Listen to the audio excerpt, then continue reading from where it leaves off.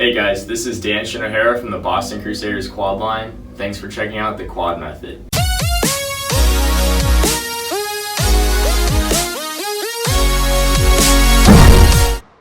Today, we're going to be talking about some bad habits that quad drummers tend to have. A bad habit that quad drummers tend to have is having a tacit hand that's not actually tacit, and here's what I mean by that.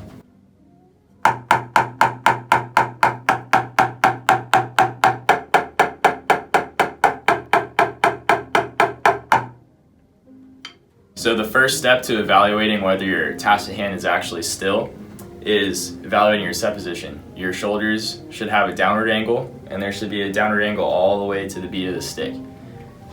Next, all you need to do is just think about keeping your tacit hand still. You don't need to add any extra pressure to the stick or any extra tension in your arms and cause any pain in your body.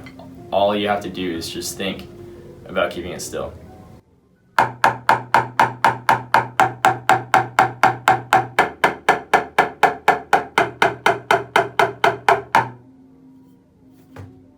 Another bad habit that we tend to have as quad drummers is not being able to play something around the drums as well as we can on one surface. When I'm learning new music for the first time, what I like to do is learn everything on drum 2. It allows me to get all of the height definitions and all of the dynamic expressions out of the music before I begin to move around the drums. This allows me to develop a good sound quality on one drum so that I can then begin to apply it around.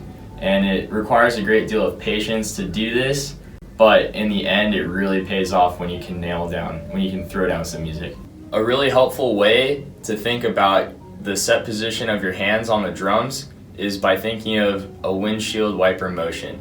So on a car, the windshield wipers will go left and right just like this, and your hands will do the same exact thing on the drums.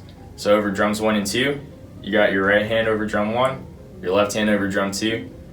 You can pull your left hand, over to drum 1, and then you can pull both your hands over to drum 3.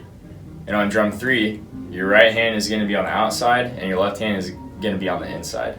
And once you go across the drums in a windshield wiper-like motion, it's going to be the opposite on drum 4. Your left hand will be on the outside and your right hand will be on the inside. The next step to keeping that consistent is having a good playing zone. Typically what I like to think of is imagining, at least on the pad here where there's no tension rods, you'll have a tension rod where my pinkies are, and then you'll have another one where my index fingers are. I like to try to keep the beads of my sticks in line with those two tension rods, so when I move across the drums, I'm keeping my hands in one straight line path so I can have a consistent playing zone while I'm moving across the drums.